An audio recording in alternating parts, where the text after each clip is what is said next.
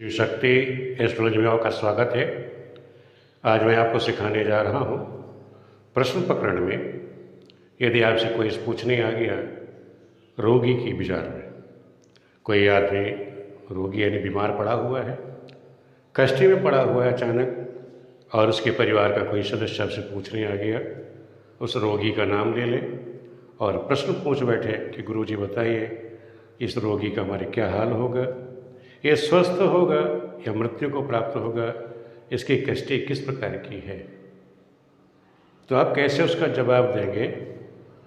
अगर कुंडली आपके पास है तो कुंडली में भी आप लोग देख सकते हैं विश्वोत्तरी दशा अंतर्दशा के द्वारा, उसमें देखेंगे आप छठे आठवें 12वें भाव के जो स्वामी उनकी दशा अंतर्दशा तो नहीं चल रही है। अगर वो चले तब भी कष्टि उसको होगी, वहाँ से आप कन्फर्म कर सकते हो। दूसरा, अगर कुंडली उसके पास नहीं है तो क्या करोगे। तब हम प्रश्न कुंडली का सहारा लेते हैं। जिस समय जातक हमारे पास आया पूछने, उस समय के हम कुंडली बना लेते हैं। एक उदाहरण हमने ले लिया आप लोगों को सिखाने के लिए।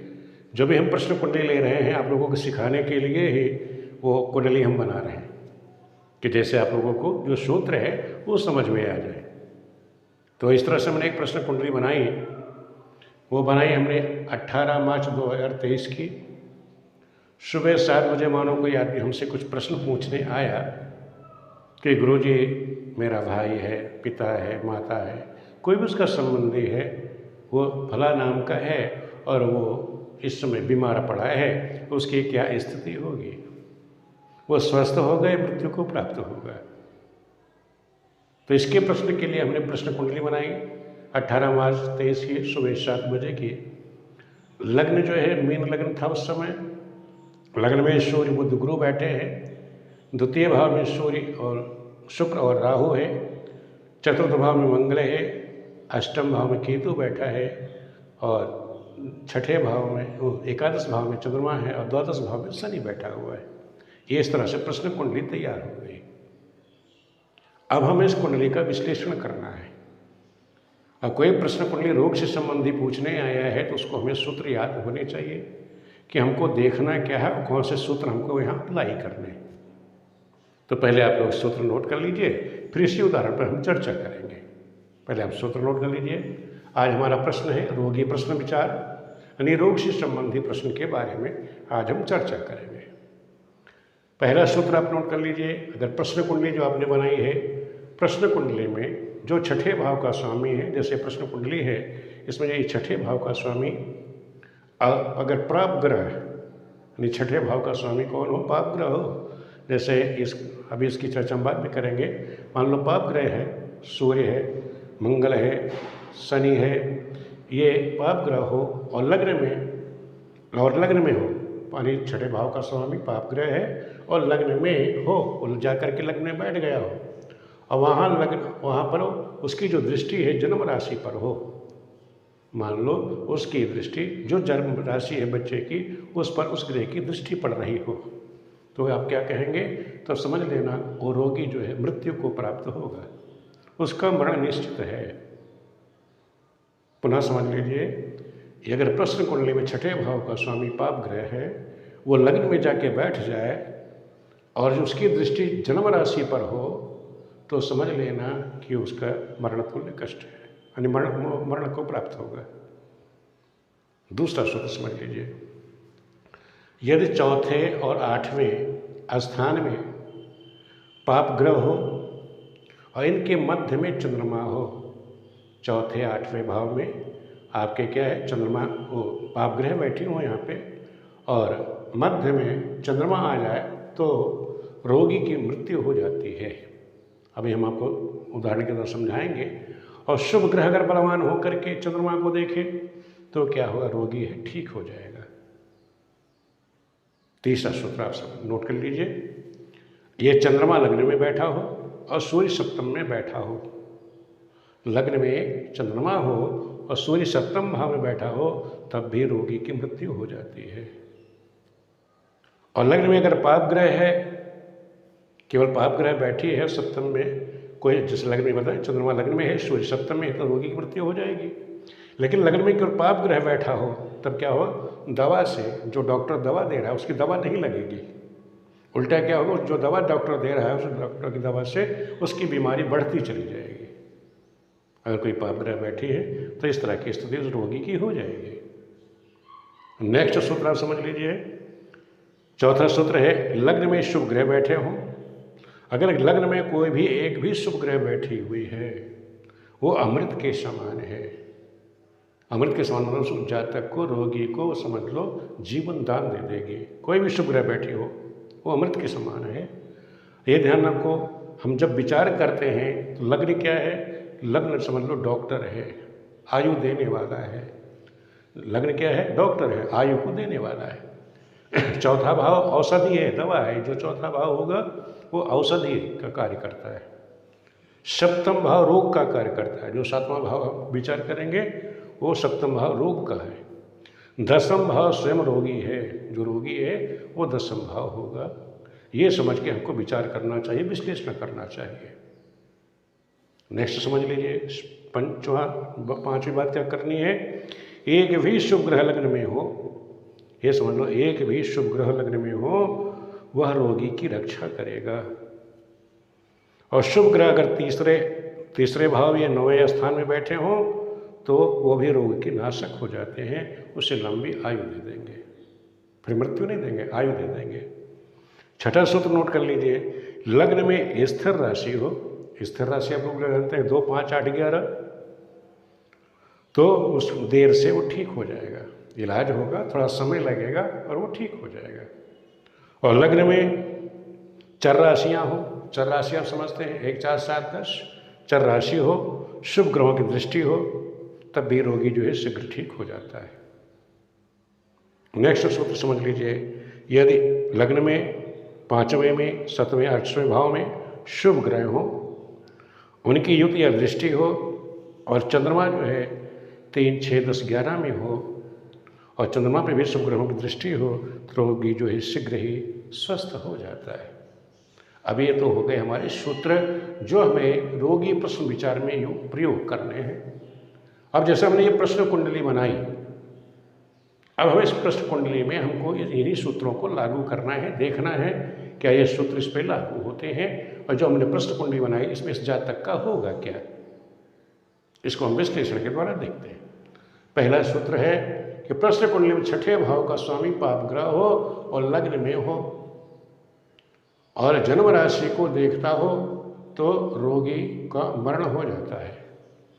मान लो ये छठे भाव का स्वामी पाप ग्रह है, सूर्य है, लग्न में बैठा हुआ है, ये जाकर के लग्न में बैठ गया। सूत्र कहता है कि पाप ग्रह बैठा है और इसकी दृष्टि जन्म राशि हो। मान लो किसी बच्चे की जन्म राशि, ये जिसकी कुंडली है, मान लो उसका नाम हो गया प्रेमी नाम लो, इसकी मान लो कन्या राशि है, प्रेम हो गया। हमको यहाँ कन्या राशि है, ये हो गया। इसकी जन्म राशि हमने मान ली कि कन्या राशि है। तो जो छठे भाव का स्वामी है पाप ग्रह हो और लग्न में बैठ जाए, उस पर इसकी दृष्टि पड़ जाए। जो जन्म राशि मान लो उसकी कन्या राशि है, उस पर इसकी दृष्टि पड़ गई तो क्या करेगा, ये मृत्यु समान कष्ट दे देगा, यानी मृत्यु दे देगा। ये सूत्र क्या कहता है, वो लग्न में हो और जन्म राशि को देखता हो तो जातक की मृत्यु हो जाती है। इस तरह का अगर योग बनता है तो उसकी मृत्यु हो जाएगी। दूसरा सूत्र करिए, अगर चौथे 8वें स्थान में पाप ग्रह के मध्य में चंद्रमा हो, चौथे 8वें में भी पाप ग्रह हो, यानी चौथे स्थान में, अष्टम स्थान में पाप ग्रह हो और चंद्रमा इन दोनों के बीच में आ जाए, जैसे यहाँ आगे चंद्रमा बीच में आ जाए, चंद्रमा मध्य में आ जाए, 4-8 में पाप ग्रह हो और इनके मध्य में चंद्रमा हो, तो भी रोगी की मृत्यु हो जाती है। इस तरह का योग बन जाता है कि यहाँ मंगल है, चौथे भाव मंगल है, यहाँ केतु है, उसके मध्य में चंद्रमा आ गया, तब भी ये जातक की मृत्यु दे देगा। नेक्स्ट, लेकिन ये ध्यान रखना, यहाँ पर एक प्रश्न कुंडली में चंद्रमा यहाँ आना चाहिए। ये तो मैंने राशि का ले लिया था। अगर इस तरह से योग बन जाता है तब भी योग बन जाएगा, लेकिन गोचर का चंद्रमा होना चाहिए। आप देखिए, चंद्रमा लग्न में बैठा हो किसी की कुंडली आपके सामने प्रश्न कुंडली इस तरह बनी कि चंद्रमा तो यहाँ लग्न में बैठा हो और सूर्य यहाँ सप्तम में बैठा हो, लग्न में चंद्रमा हो, सप्तम सूर्य बैठा हो, तब भी वो मृत्यु को दे देगा, यानी जातक की हानि कर देगा, उसको रोगी को मृत्यु दे देगा। लग्न में केवल पाप ग्रह बैठी हुई, यहाँ पाप ग्रह बैठी हुई, पाप ग्रह में शनि बैठा हो, मंगल बैठे हैं, राहु केतु बैठे हो, सूर्य बैठा हो, तो वो भी क्या है, कष्ट मृत्यु दे देगा। लग्न में शुभ ग्रह बैठी हो, मैंने बताया कि लग्न में शुभ ग्रह है, अमृत के समान है। मान लो जैसे ये कुंडली है, इस कुंडली में आपने देखा कि हाँ शुभ ग्रह बैठे, कौन, बृहस्पति स्वग्रही है, बुध भी स्वग्रह, दोनों ही शुभ ग्रह लग्न में बैठी है, तो ये क्या हो गई, अमृत के समान। अगर एक भी शुभ ग्रह होती है वो अमृत के समान होती है, इस जातक को जीवन देते। जितने अनिष्ट योग बने हुए हैं ये सब का यह हनन कर देगा। खाली बृहस्पति बुध ही, ये जितने हमने अभी योग देखे थे अनिष्ट वाले, ये सभी अनिष्ट योगों का हनन कर देगा, इस जातक को आयु दे देगा, क्योंकि ये योग क्या बनाएगा, अमृत योग बना देता है। तो यहाँ जो बृहस्पति बैठ गया स्वग्रही होकर के, इसने यहाँ अमृत योग बना दिया, इस जातक को ये क्या करेगा, आयु क्या दे देगा, आयु दे देगा, अमृत का कार्य करेगा। लग्न में शुभ ग्रह अमृत का योग बनाएगा। लग्न क्या है, डॉक्टर है। मैंने कहा लग्न क्या होती है, डॉक्टर। अब जैसे लग्न में आपने देखा कि बृहस्पति बैठा है, बुध भी बैठा हुआ है, जब बृहस्पति स्वयं बैठा है तो जो भी इसको डॉक्टर मिला वो अच्छा मिल गया। या आप ये कहोगे कि माइंडेड है, बुद्धिमान डॉक्टर है, अच्छा काबिल डॉक्टर इसको मिल गया, क्योंकि बुध और गुरु दोनों बैठे हैं, दोनों गुरु राशि हैं, दोनों बुद्धिमान राशियाँ हैं, तो डॉक्टर इसको जो मिल गया अच्छा मिल गया। चौथा भाव मैंने बताया कि औषधि का है। अब इसमें इस कुंडली में जो चौथा भाव का स्वामी मंगल यहाँ क्या हुआ, द्वितीय और नवम भाव का लॉर्ड होकर के चौथे भाव में बैठा हुआ है, तो यह मंगल अशुभ फल नहीं देगा। यानी कहने मतलब जो औषधि इसको दी जाएगी वो औषधि इसको शुभ रहेगी, यहाँ औषधि भी इसके लिए शुभ है।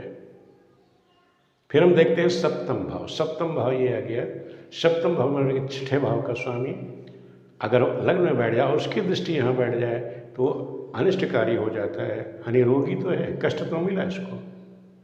तो इसलिए कहोगे कि जो छठा भाव है वो पीड़ित है। सप्तम भाव जो है वो रोग का है, वह शुभ की स्थिति में है, क्योंकि छठे भाव का स्वामी लग्न में बैठा, लग्न को पीड़ित किया और लग्न से उसके जो जन्म का राशि है उस पर उसकी दृष्टि आ गई, तो इसलिए वो सप्तम भाव रोग, तो इस बच्चे को कष्ट हुआ, जातक को कष्ट होगा निश्चित है। दसम भाव मैंने बताया रोगी स्वयं है, दसम भाव जो होता है वो रोगी का होता है, वो जातक का है। तो इसमें देखें कि रोगी की स्थिति क्या है। रोगी की स्थिति में देखा कि अब नवम पे राहु की दृष्टि पड़ रही है, मंगल की दृष्टि पड़ रही है।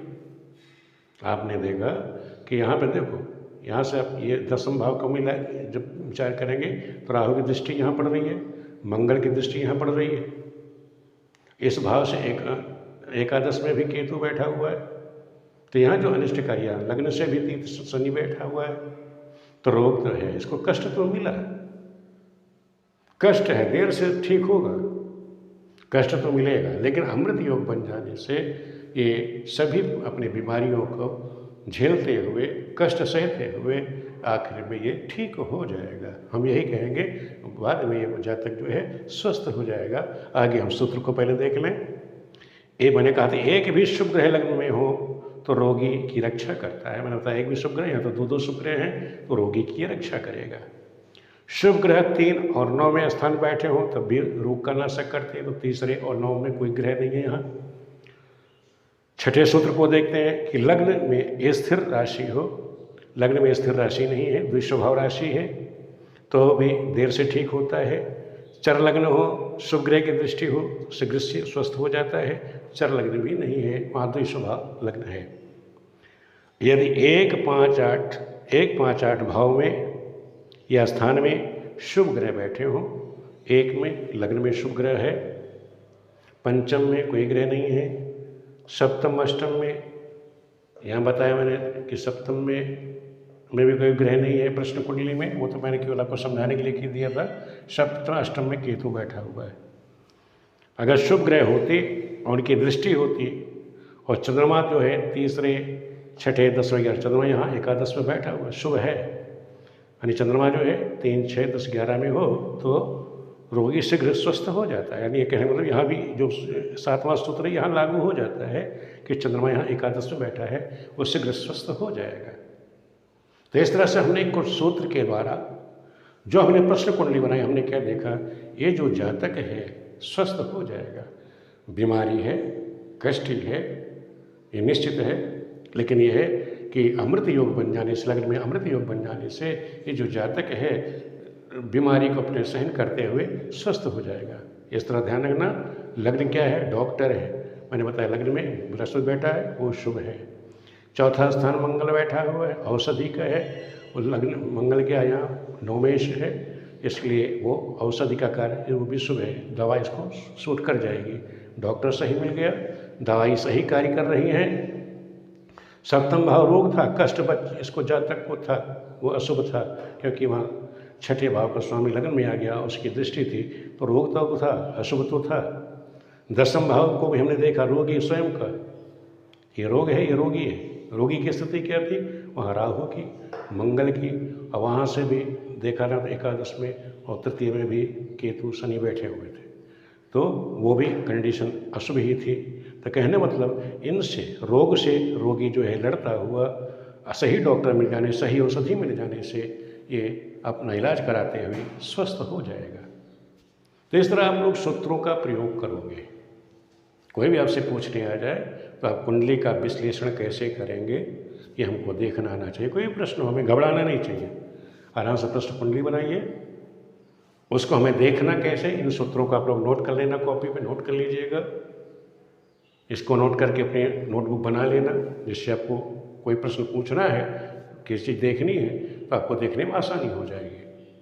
आप लोगों को इस तरह देखने में कहीं कोई दिक्कत परेशानी आ रही है कमेंट करके पूछ लेना।